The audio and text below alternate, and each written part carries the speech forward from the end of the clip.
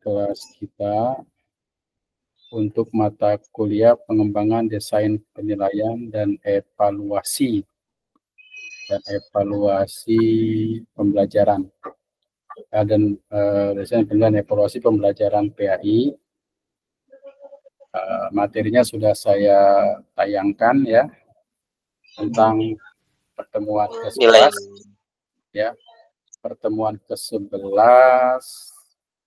dan materi ke-13 tentang integrasi ya, nilai-nilai. Ini pertemuan ke-11 ya, ke-13.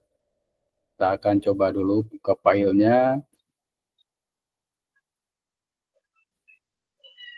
Filenya mana ya, saya lupa.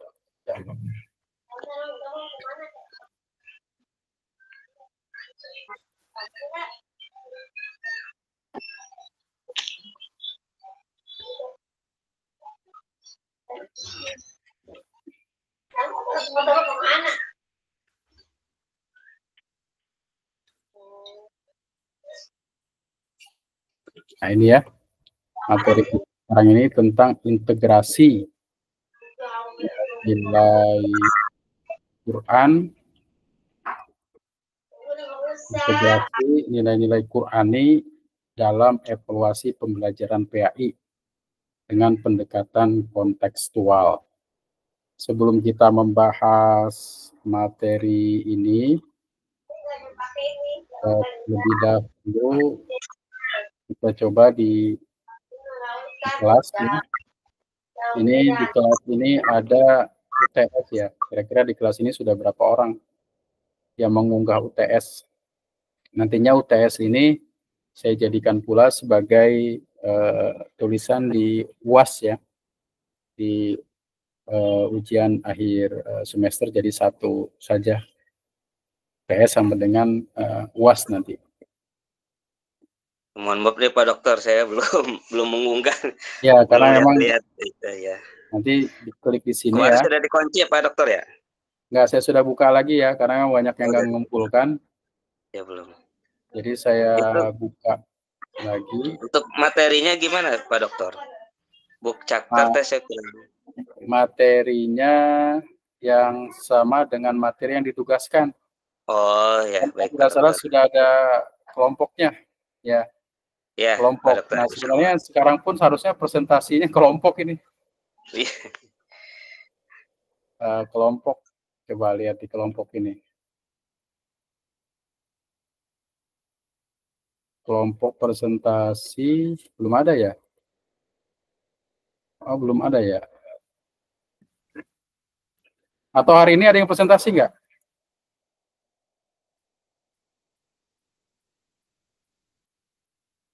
Ya, kalau memang tidak ada, saya nggak ada. Kalau memang tidak ada, coba kita materi ini ya, tentang integrasi nilai-nilai Qurani dalam evaluasi pembelajaran PAI pendekatan kontekstual. Ini materi yang ke-13 ya. Tadi saya sampaikan materi yang untuk yang minggu mendatang. Tapi hari ini kita mencoba materi yang ke-13 ini tentang integrasi nilai-nilai Qurani dalam evaluasi pembelajaran PAI pendekatan kontekstual. Dan dari judul ini kita bisa memahami bahasa sederhananya bagaimana nilai-nilai kebaikan yang ada dalam Al-Quran ini diterjemahkan dalam proses pembelajaran dan aplikasinya dalam nilai sehari-hari, seperti itu sebenarnya. Jadi kalau kita lihat dari integrasi nilai Qurani dalam evaluasi pembelajaran PAI pendekatan kontekstual. Kalau saya sederhanakan, menjadi bagaimana pesan-pesan Al-Quran maupun Al-Hadis ya, itu menjadi bahan evaluasi baik bagi peserta didik dalam kontekstual kehidupan sehari-hari. Nah, pendekatan ini terlihat sangat penting karena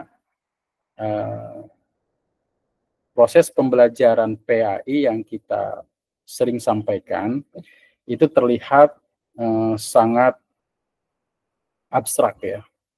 Apa yang dimaksudkan sangat abstrak itu seolah-olah antara pelajaran PAI dengan aplikasi nilai agama Islam dalam keseharian itu terpisah.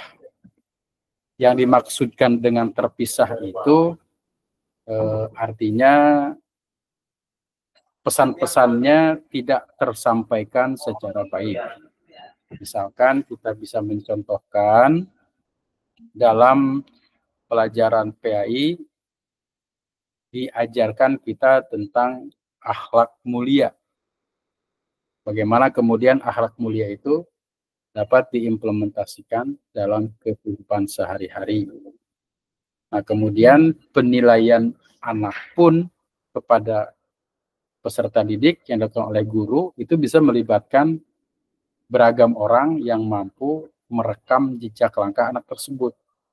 Artinya penilaian-penilaian yang dilakukan bisa didasarkan atas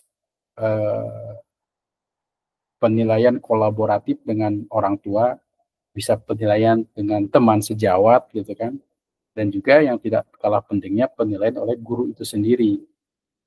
Nah, sekarang kan penilaian evaluasi yang terjadi selama ini hanya satu arah saja ya, oleh guru saja, sementara guru sangat terbatas ketika anak itu berada di sekolah. Nah, logikanya sederhana, bisa saja di sekolah itu anak itu memang menampilkan sikap atau akhlak terbaik, tetapi di lingkungan itu belum tentu. Nah, karena itu PAI ini bagaimana proses penilaian yang dilakukan bisa menjangkau totalitas dari sikap seorang peserta didik. Nah, salah satu tujuannya adalah meningkatkan kualitas evaluasi pembelajaran PAI dengan pendekatan kontekstual. Logika yang sederhana yang kita pahami di sini adalah semakin kontekstual, maka akan semakin mudah dipahami oleh peserta didik. Nah, karena pada saat ini kan proses pembelajaran itu cenderung berbasis pada sesuatu yang normatif. Ketika anak ditanya tentang akhlak, yang ditanyakan oleh guru, apa yang maksud dengan akhlak paling enggak. Nah, kemudian juga anak bisa menjawab secara konseptual bahwa akhlak itu adalah halun nafsi da'iyatun laha ila af'aliya min ghairi fikrin wa ru'yatin. Nah, itu menurut siapa? Itu kan kognitif. Tapi kemudian yang menjadi problem di sini adalah bagaimana seorang pendidik itu betul-betul bisa meresapi dan anak-anak itu mampu mengaplikasikan nilai-nilai yang dipelajari dalam kehidupan sehari-hari. Nah, misalkan dalam Al-Quran itu mengajarkan kejujuran. Bagaimana kemudian implementasi kejujuran itu diamalkan dalam kehidupan sehari-hari.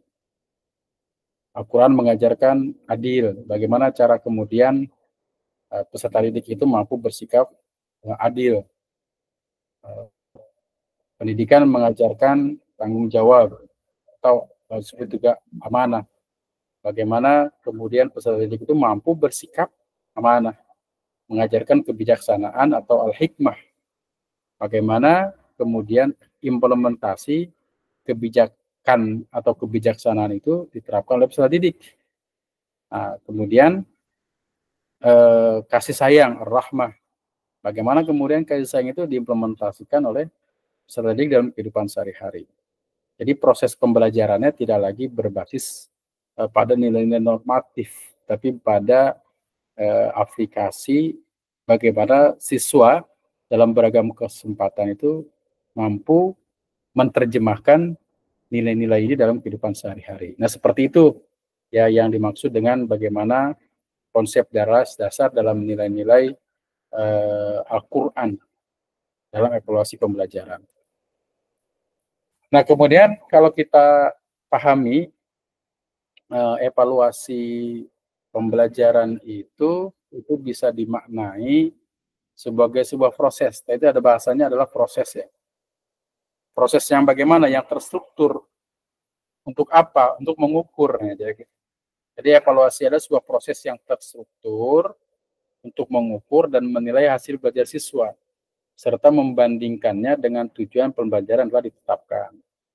Tujuan pembelajaran ditetapkan itu apa? Karena itu berarti seorang pendidik ketika melakukan evaluasi wajib memahami kurikulum yang disampaikan. Kenapa? Karena kurikulum itu mengarahkan untuk sebuah proses terstruktur. Maka evaluasi pun harus dilakukan secara terstruktur dan menilai pun harus juga terstruktur dengan alat-alat evaluasi berbentuk pertanyaan atau bukit jawabannya berupa aplikasi, implementasi dalam kehidupan sehari-hari, serta membandingkannya dengan tujuan pembelajaran. Tujuan pembelajaran apa? Untuk gitu ya. Maka kemudian ada indikator-indikator.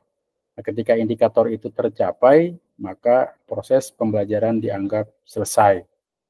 Proses pembelajaran dianggap tuntas dengan data-data. Nah, data-data biasanya berupa angka-angka, nilai-nilai tertentu. Nah, karena itu di sini kalau kita lihat evaluasi pembelajaran itu berbasis pada proses. Nah, proses inilah yang sebenarnya harus melibatkan banyak unsur.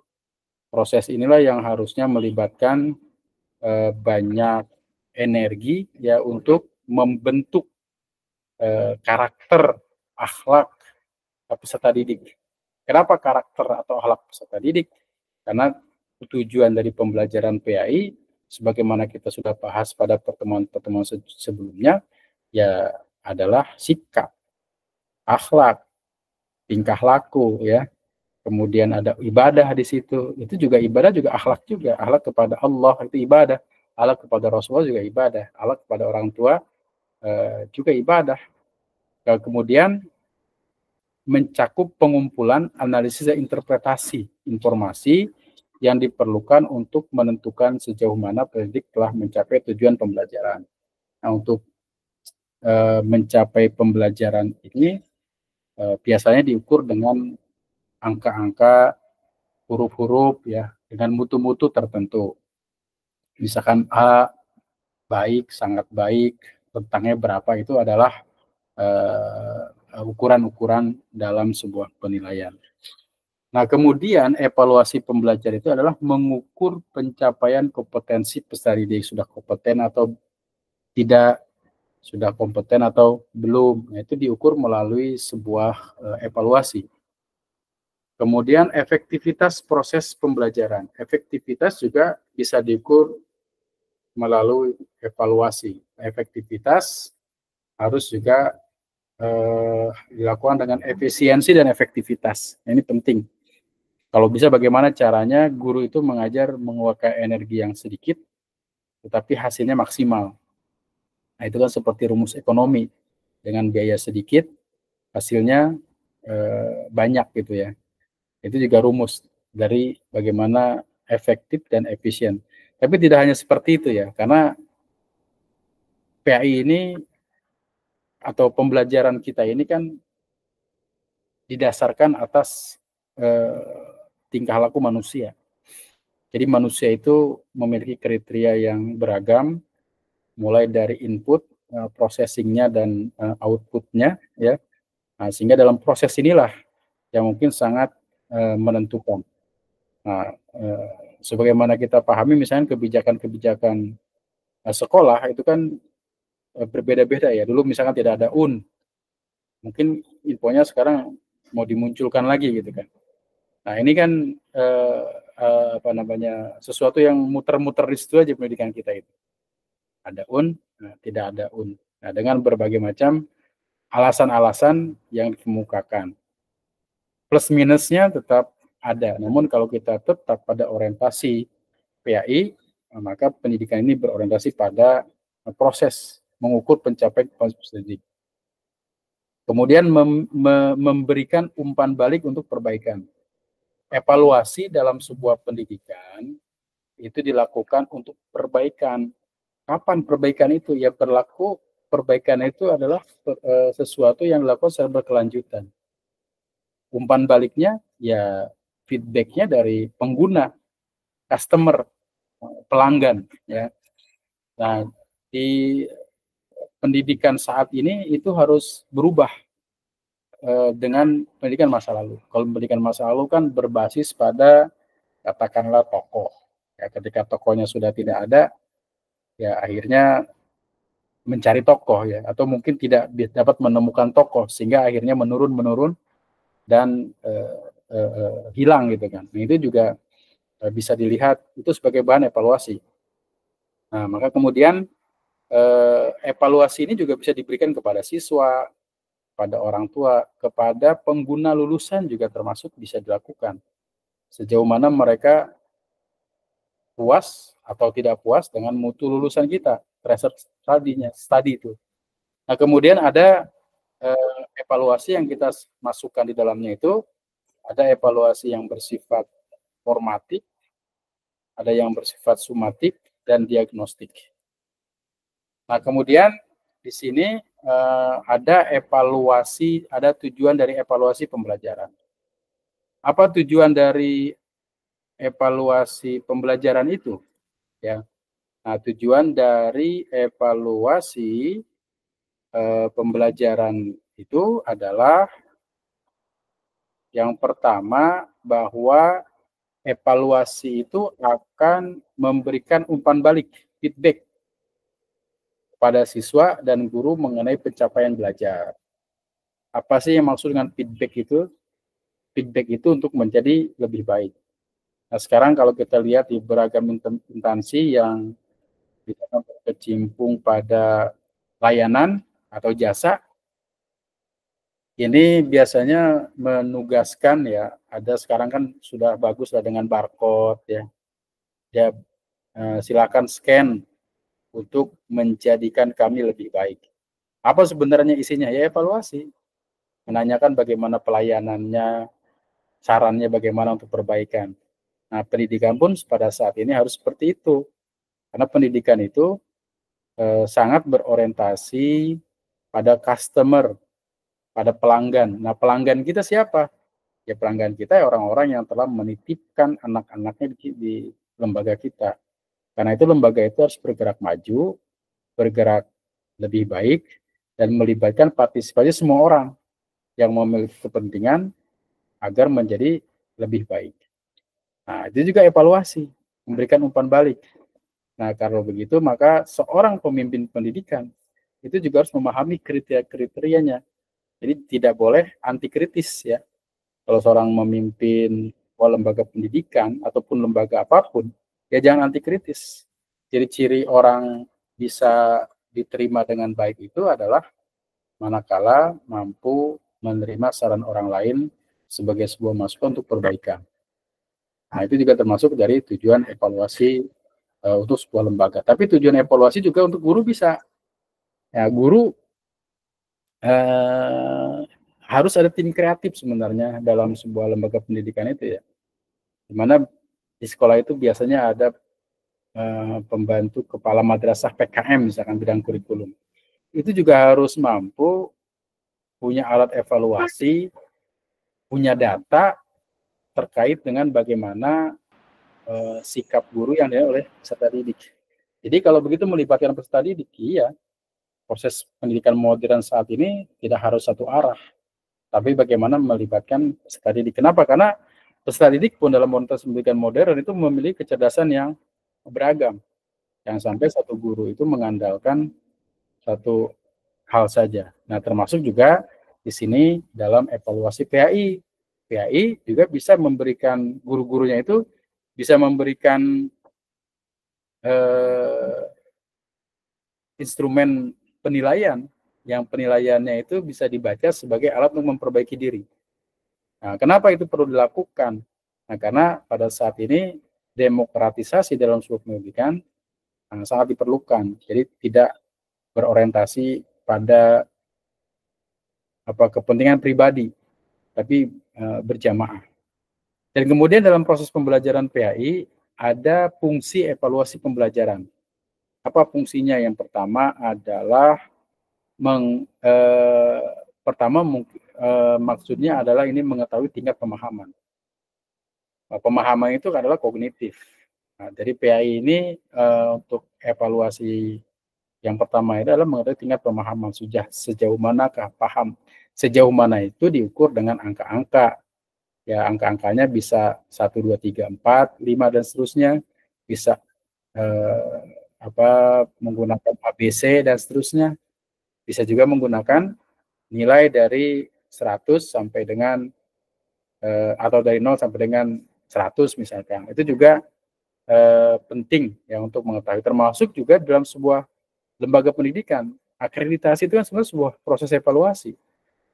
Apakah sudah menerapkan prinsip-prinsip standar minimal yang sudah ditetapkan oleh pemerintah. Nah, itu juga ada penilaian dan evaluasi. Nah, jadi setiap kita itu penting untuk mengevaluasi. Bahkan kita diminta untuk mengevaluasi diri kita. Hasibu anfusakum qabla an tuhasabu, ya. Mengevaluasi diri kita, menghisab, menghitung-hitung apa yang sudah kita lakukan, apa yang belum kita lakukan. Nah, itu penting. Nah, termasuk juga dalam evaluasi pendidik, evaluasi berbasis mata pelajaran, evaluasi guru-guru, evaluasi sekolah, evaluasi sampai jenjang tinggi. Itu adalah evaluasi-evaluasi yang dilakukan dengan tujuan agar adanya peningkatan-peningkatan yang dilakukan berbasis pada data-data yang sudah ada. Jadi peningkatan itu harus berbasis pada data-data yang sudah ada. Jadi jangan sampai berbasis pada hayalan-hayalan sulit. Ya, harus berbasis pada data-data yang sudah ada. Nah, kemudian dalam evaluasi kita ini termasuk juga dalam pelajaran PAI itu mengidentifikasi kekuatan kelemahan, strongnya ada di mana, kelemahannya ada di mana, ya. Nah, kelemahan ini harus ditutupi setelah diketahuan. Kenapa? Karena proses untuk mengetahui itu yang proses yang penting. Mengetahui kelemahan kita ada di mana, kelemahan guru ada di mana, ya, dan kelebihan guru pun ada di mana, itu harus dipahami secara baik. Karena evaluasi ini adalah menilai diri kita sendiri, menilai diri kita, menilai sesuatu atau lembaga di hadapan pengguna dan orang lain. Nah, seperti kita sendiri kan, kalau kita nggak akan tahu sakitnya apa yang kita derita, kalau sakitnya itu terkait dengan sesuatu yang tidak terlihat, ya. Misalkan tidak terlihat itu seperti suka pemarah, ya, iri, dengki, itu kan orang itu kan tidak merasa punya sakit, punya itu. Tapi kalau dievaluasi mungkin orang lain akan memunculkan bahwa kita punya sakit itu. Nah, ini penting, ya, yang harus kita lakukan. Nah, kemudian selanjutnya adalah mendukung pengembangan kurikulum.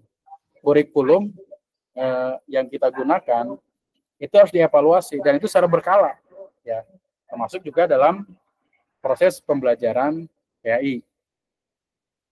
Kurikulumnya sudah terjemahkan dengan baik atau belum.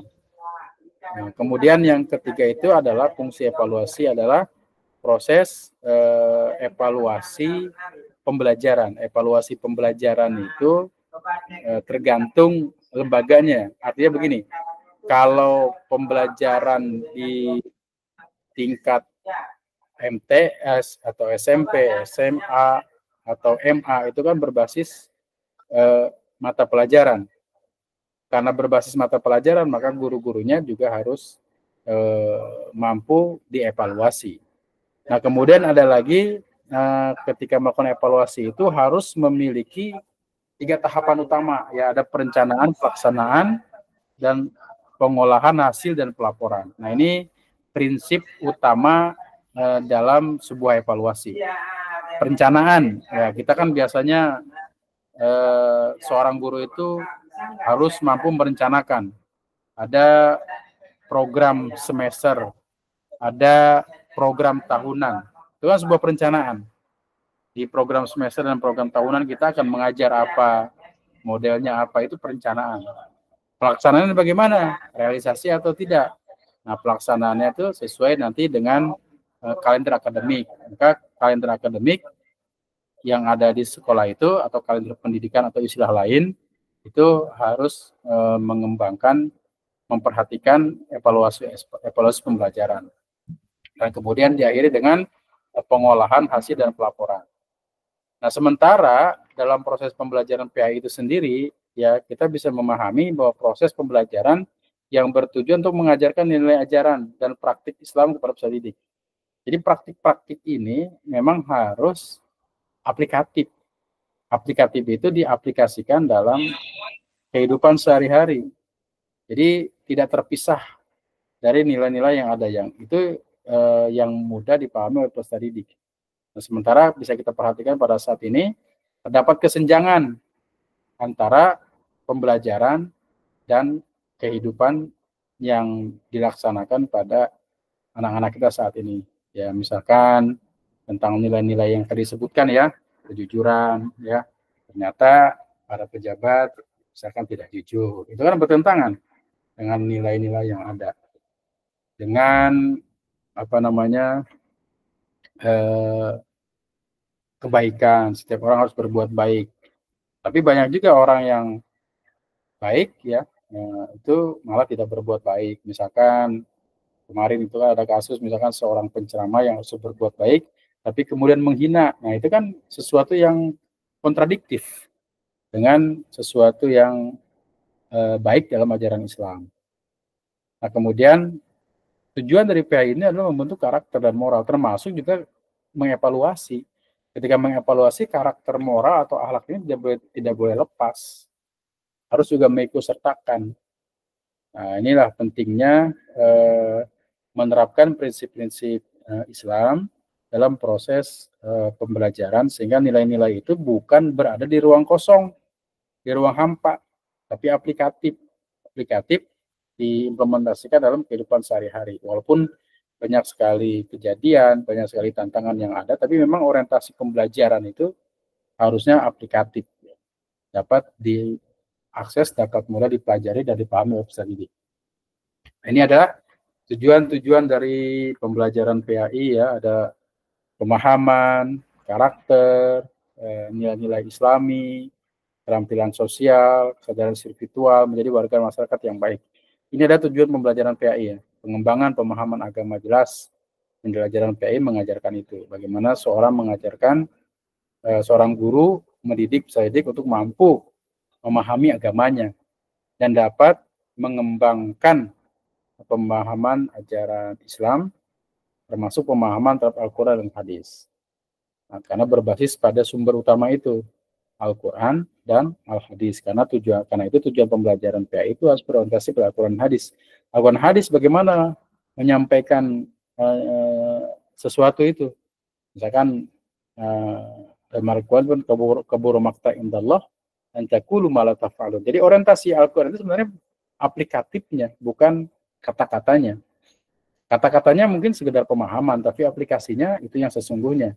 Allah akan menghinakan kabur makta indallah, kemurkaan insya Allah, an taqulu ma la taf'alun. Kalau orang itu hanya bicara tanpa mengerjakan, maka kemudian orientasi PAI ini harus aplikatif, harus diimplementasikan dalam kehidupan sehari-hari, termasuk juga dalam evaluasinya. Akhlaknya itu harus dievaluasi, jangan hanya mengevaluasi pengetahuan-pengetahuannya saja. Karena kalau orang katakanlah misalkan korupsi itu kan dilakukan oleh orang yang paham. Orang yang korupsi itu tahu bahwa korupsi itu tidak baik, tapi tetap dia lakukan. Nah, itu berarti dia tahu, tapi kemudian masih melanggar. Ya, karakter seperti itu. Nah, PAI yang diajarkan ini tidak bermaksud seperti itu. Mereka tahu, tapi juga diimplementasikan dalam kehidupan sehari-hari terkait dengan akhlak dan etika moralnya. Kemudian ada lagi pembentukan karakter. Nah, ini karakter itu terbentuk banyak teori sebenarnya. Nah, salah satunya kalau di anak-anak kita di usia-usia PAUD, usia-usia TK, atau di usia sekolah itu kan ada pembiasaan. Mulai dari SD, mulai dari PAUD, mulai dari SD, mulai dari MI ya sampai jenjang SMA atau alia itu kan selalu diadakan proses-proses pembiasaan. Tujuannya adalah agar nilai-nilai itu terbiasa dan mampu diimplementasikan dalam kehidupan sehari-hari. Itu termasuk dalam pembentukan karakter. Kemudian ada lagi penerapan nilai-nilai Islami. Itu tujuan PHI. Nilai-nilai Islami ini pun harus dievaluasi. Apakah nilai-nilai evaluasi ini sudah implementasi oleh anak tersebut, baik dalam kehidupan di keluarga, di sekolah maupun masyarakat. Bagaimana lingkungan dari keluarga? Maka harus ada instrumen keluarga itu menilai sosok seorang peserta didik itu. Bagaimana di sekolah? Maka harus ada instrumen bagaimana teman-teman sekelas itu menilai anak tersebut. Bagaimana dari masyarakat? Kita bisa melibatkan orang-orang yang terdekat dari masyarakat tersebut untuk menilai kepribadian seseorang. Nah, ini yang dimaksud dengan proses pembelajaran evaluasi secara komprehensif yang menyeluruh. Jadi tidak hanya mengandalkan guru hanya sebagai fasilitator sebenarnya. Ke depan itu guru hanya sebagai fasilitator ya. Bukan bermakna guru itu sebagai sumber kebenaran saja. Tapi sekarang lebih cenderung pada fasilitator karena berkembangnya IT, berkembangnya pengetahuan, berkembangnya ilmu-ilmu yang terkait dengan informasi. Karena informasi apapun mudah diakses, dipahami, sehingga apapun yang berasal dari guru itu bisa saja kemudian dikonfirmasi oleh anak dan anak bisa kemudian menjadi lebih tahu dibanding dengan gurunya. Nah, kemudian ada juga terkait dengan pendekatan kontekstual ya dalam evaluasi. Apa yang maksud dengan pendekatan kontekstual dalam PHI? Ya, ada pendekatan yang berbasis konstruktivisme ya, ada pendekatan inquiry dan segala macam. Nah, karena itu pendidikan nilai-nilai PHI ini harus didekatkan dengan konteks masyarakat. Harus konteks peserta didik itu. Nah, makanya ada disebut dengan prinsip pendekatan kontekstual. Apa itu? Kontekstual yang konstruktif itu apa? Yaitu metode pembelajaran yang menggabungkan dua konsep penting, kontekstual dan konstruktivisme. Kontekstual itu menekankan pentingnya mengaitkan materi pembelajaran dengan situasi nyata yang dihadapi siswa dalam kehidupan sehari-hari. Nah, sementara konstruktivisme ini membangun ya, mengaplikasikan kebaikan-kebaikan peserta didik. Jadi pendekatan kontekstual konstruktivisme ini, pembelajaran PHI harus didekatkan ke siswa melalui aplikasi amal soleh ya dalam kehidupan sehari-hari. Kemudian konstruktivisme ini juga dianggap sebagai pembangun pengetahuan mereka sendiri, aktif. Konstruktivisme ini aktif terlibat dalam proses belajar dengan cara menciptakan makna dari informasi yang mereka terima berdasarkan pengalaman dan pengetahuan yang sudah ada sebelumnya. Itu konstruktivisme. Jadi membangun kembali sebuah pengetahuan yang sudah ada menjadi lebih baik. Nah, pendekatan mereka sangat penting ya. Karena itu orientasi pendidikan agama Islam ke depan ini tidak hanya melibatkan guru PI saja, harus melibatkan banyak orang untuk berperan aktif dalam mewujudkan dari tujuan pendidikan ini. Nah, kemudian bagaimana cara kerja pendekatan ini? Yaitu dilakukan dengan mengamati dan menganalisis situasi nyata yang relevan dengan materi pelajaran. Bisa berkolaborasi dengan teman-teman untuk mendiskusikan dan membangun pemahaman bersama. Bisa juga menerapkan pengetahuan yang telah mereka konstruksikan, mereka siapkan dalam konteks yang berbeda, sehingga pembelajaran menjadi lebih baik, lebih bermakna, dan lebih relevan. Kemudian ada juga pendekatan kontekstual konstruktivisme ya, dengan pengalaman nyata dan kolaborasi. Kemudian ada situasi dunia nyata, pertanyaan terbuka, refleksi dengan autentik. Itu juga perlu dilakukan agar proses pembelajaran PAI itu lebih membangun ya. Kemudian juga bisa dilakukan dengan pendekatan inquiry. Apa itu dimaksud dengan pendekatan inquiry? Yaitu metode mengenai pada rasa ingin tahu siswa dan keterlibatan aktif mereka dalam proses belajar. Jadi inquiry itu membuat siswa bertanya dan kemudian mencari jawaban. Nah, dalam pendekatan ini siswa mendorong untuk melakukan penyelidikan, bertanya dan mencari jawaban atas pertanyaan yang muncul dari pengalaman mereka sendiri. Mereka diberikan sebuah pengalaman, kemudian juga mencari jawaban terhadap pertanyaan-pertanyaan yang muncul. Itu disebut juga dengan pendekatan inquiry. Jadi pendekatan berakar pada prinsip konstruktivisme, di mana siswa dianggap sebagai subjek aktif dalam membangun pengetahuan. Nah, jadi integrasi nilai-nilai Qur'ani dalam PAI ini sebenarnya perlu diintegrasikan secara baik ya, sehingga nilai-nilai PAI di sekolah atau madrasah itu menjadi tidak berada di ruang hampa atau di ruang kosong ya, sehingga menjadi nilai-nilai itu betul-betul diterapkan dalam kehidupan sehari-hari. Nah, itulah mungkin materi yang perlu kita sampaikan pada kesempatan ini. Jika ada hal-hal yang didiskusikan, disilahkan mungkin, silakan kalau ada yang tanya. Ini ada Bu Eha ya. Gimana Bu Eha, sehat? Alhamdulillah sehat Pak Dokter. Ya, sehat ya semuanya ya. Bu Iro? Alhamdulillah. Ya. Tadi Pak Dokter bilang Assalamualaikum warahmatullahi wabarakatuh Pak Dokter. Salam, ya silakan Bu Eha. Ya, mohon maaf Pak Dokter. Ini Pak Dokter, yang tadi saya simak tuh inquiry ya. Inquiry itu jadi rasa ingin tahu siswa bertanya dan menjawab sendiri. Berarti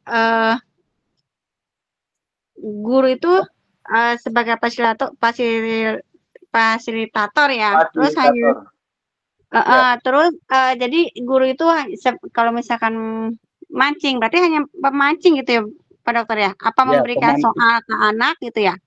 Iya, pemantik istilahnya. Ya. Baik Pak Dokter. Ya, jadi sebenarnya gini, guru itu memberikan rangsangan-rangsangan terhadap apa yang ingin diketahui oleh siswa. Nah, kemudian dengan alat yang ada, sekarang kan sudah berkembang cukup modern ya, siswa itu mencari informasi-informasi terkait dengan apa yang menjadi permasalahan. Nah, itu juga sangat penting, ya, karena kalau itu dilakukan, maka sebenarnya siswa itu bisa mencari jawaban-jawabannya. Nah, sekarang apa sih yang tidak bisa ditemukan jawaban kalau hanya itu bersifat normatif? Pertanyaan apa yang tidak bisa terjawab sekarang dengan perkembangan teknologi? Semuanya bisa terjawab, ya. Tetapi yang penting bagi kita kemudian adalah bagaimana mengubah sikap siswa itu memiliki rasa kesadaran itu. Jadi tujuan pembelajaran sebenarnya adalah kesadaran. Bagaimana seorang pendidik atau seorang siswa itu menjadi sadar. Jadi tidak harus siswa itu peringkat 1, peringkat 2 dan seterusnya, atau A, B dan seterusnya.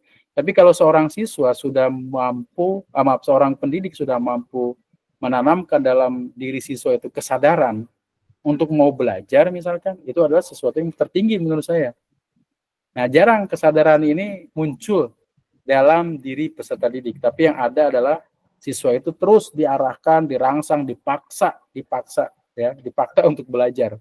Karena belajar itu bagi siswa juga sekarang sudah membosankan ya, apalagi dengan konteks-konteks yang ada saat ini.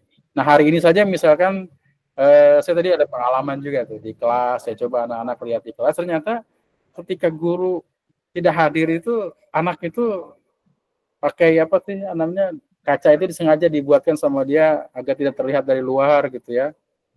Kemudian di dalamnya anak itu ya tidur aja. Ada yang tidur di lantai, ada yang di mana-mana. Kenapa? Karena kesempatan terbaik bagi anak sekarang itu kalau gurunya tidak masuk kelas. Ya, jadi kenapa? Karena proses belajar saat ini pun lebih terlihat ya di beberapa tempat, tidak semuanya. Itu yang membosankan. Nah, sekarang bagaimana caranya agar proses belajar itu tidak membosankan? Maka kemudian seorang pendidik itu harus memiliki proses pembelajaran yang berbasis inquiry, memacu siswa, tapi disiapkan juga fasilitas untuk memahami sebuah teks, konteks dari proses pembelajaran yang ada. Nah, seperti itu mungkin Bu, terkait dengan pendekatan inquiry. Terima kasih Pak Dokter. Ya, sama-sama ya, sama-sama semuanya. Salam. Terima kasih teman-teman semuanya. atas kehadirannya. Jangan lupa untuk mengisi kehadiran di kelas ya, di Google Classroom, mengisi kehadiran. Dan ingat ya, bagi yang belum mengerjakan UTS itu saya sudah buka lagi linknya. Silakan Siap, dokter. Siap. Dengan bidang yang diminatinya. Nanti UTS itu sama dengan nanti UAS ya. Oke, terima kasih atas perhatiannya. Mohon maaf atas segala kekurangan. Akhirul kalam. Assalamualaikum warahmatullahi wabarakatuh. Waalaikumsalam warahmatullahi wabarakatuh. Mari sama-sama kita tutup dengan